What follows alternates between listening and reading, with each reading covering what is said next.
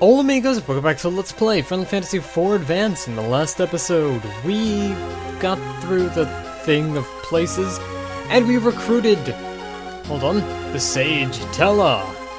And in today's episode, we're going to be doing some more exploring of this dungeon, person, place a thing. And obtained an ice rod. This is going to be great for Rydia, gives her... I think it also powers up blizzard spells as well, which is nice. And random encounter. Ambushed! Wow, I think this is actually the first time we've gotten ambushed, so... should I explain what ambushed is? Ambushed is when you get ambushed. It's not rocket surgery to figure out. Basically, the opponents get a preemptive strike, much like if you were to get a preemptive strike, you were to... you can go first. In this case, it's only the enemies that get to go first, which can be very annoying. Like me. I'm gonna go over here, nothing on that rock. But there are enemies. So I apologize for the wait between episodes. I actually haven't gotten the time to, sit down and record another episode. And that's not it at all. In fact, I'm just really lazy. That's it. That's my excuse. It's not a good excuse, but that's my excuse and I'm sticking to it. So the underground waterway, once again, not terribly tough. It is quite a bit longer than dungeons we've faced so far. And by that I really mean the one dungeon we've went through so far. Stop making fun of me. My mommy says I'm special. Or does she? And, most of the enemies here, not too tough. You can exploit a lot of weaknesses here. Most of them are weak to thunder spells, and the ones that aren't are usually weak to ice spells. I believe there are some enemies that aren't weak to either element, though. Somewhere in this dungeon. Not quite sure. We'll probably be encountering them later. Got a bomb fragment there. And explaining what that item does, it casts fire, I think? It either casts fire or fire. Hold on. Yeah, same effect as fire, so if you don't have a party member that can use the fire spell, such as Rydia, then the bomb fragment is actually a pretty good option. And it's a secret passage! I wonder where this secret passage... It led to enemies! It also led... to more enemies. Nope. Yeah, there should be an item somewhere around. There we go. Obtained feathered cap. And this is good for Rydia because she needs more defense. I'm not going to give any equipment to Tella, by the way, because he's an old man. He's got his retirement money. He can do things. Maybe I should get him something in case he, tries to get back at me and use Thunder Blizzard or something like that. Is Thunder Blizzard a thing? It is now. Anyway, I believe we go over here. Yep, back there. So that we can progress. And by progress, I really mean run into these same enemies that we've been fighting over and over. Final Fantasy IV, folks! Classic. Classic. No, I really do like this game, it's just that this dungeon always strikes me as a little bit... I don't know.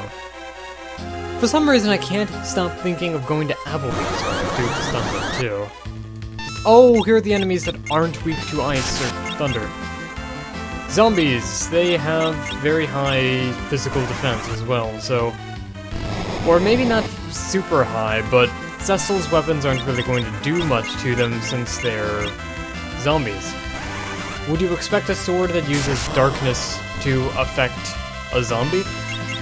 Which is darkness? No, you have to hit a critical in order to do that. Which is rubbish! And speaking of rubbish, I don't remember the encounter rate being quite this high. Oh well. Obtained an ether, that's great for restoring MP. I think I've already been over that. More enemies. More enemies. Oh no. Not more enemies. Would you like some more enemies, sir? Why, yes, I would like more enemies. Another trick that you can do against the zombies is cast Cure on them. White magic spells actually deal damage to undead enemies. It doesn't deal a lot, because it's, it's healing magic, but hey, it's worth a shot. And a lot of the later level healing spells are actually very good at taking on undead enemies. Another thing actually is, Final Fantasy Mystic Quest. I recently went back and played through that game. You know, the one Final Fantasy game that no one likes. And I forgot that Cure actually basically kills the final boss in one hit. And it seems really weird. Why would they make a final boss in an RPG weak to an easily usable element? And even if it is weak to Cure, why would it take that much damage? That's just a little bit silly, don't you think? Okay, well, let's equip the Shadow Blade here. We're almost out of the dungeon. And in fact, we're in another rest area, so this is a good time to call the episode quits here, right there? Nope. Okay. We use a tent outside to restore some things, as opposed to using a tent inside to restore things. No, we wouldn't use a tent inside, that would be silly! And since when do I ever do anything silly? Okay, the waterfall, he's down there. But no, it wouldn't do to just take us to the boss. Instead we have to fight more enemies. These are red mooses. They are weak to fire. They are red, therefore you hit them with a fire spell. Most of these jelly-like enemies and stuff, usually their color will denote what they're weak to, so the red moose is weak to fire. A blue one would probably be weak to ice or water attacks. They have really, really high defenses too, so melee attacks aren't really going to do much to them. However, if you were to hit them with a fire-based melee attack, I assume that would do slightly more, maybe. But for, all their high defense, they don't have any HP to speak of, so... Alright, got the Hades helm and Hades gloves. That's good. Gives us more defense. And note how Cecil's armor is becoming progressively eviler and eviler sounding. Ooh! It's because he's a Dark Knight, what would you expect? So, go back to equipment, because we just found the armor, I think. Yep. And I'd take one step for a random encounter. Tiny mages and Sahagins! I think Sahagins are, and I don't know if that's actually how you pronounce it. I think they're weak to thunder. They're either weak to thunder or ice. Not like it'll matter. But these ones are blue. I think they're weak to thunder. That damaged them at least. Okay. Oh, I better have enough to cast the spell. That was the spell Osmose, by the way. Osmose is completely free to use, but it drains MP. And it's a really, really jerk move, because you're right before a boss fight as well, so now you have to use up a bunch of items to restore your MP. And, oh. Cecil's a bit preoccupied at the moment. Okay. And Rydia learned Poison, which is alright. Not one of my favorite bands, but, hey. Poison's probably alright. Honestly, I've never actually listened to anything by Poison, but I don't know, they're probably one of those, like, 80s hair metal bands or something like that, and just like, nah.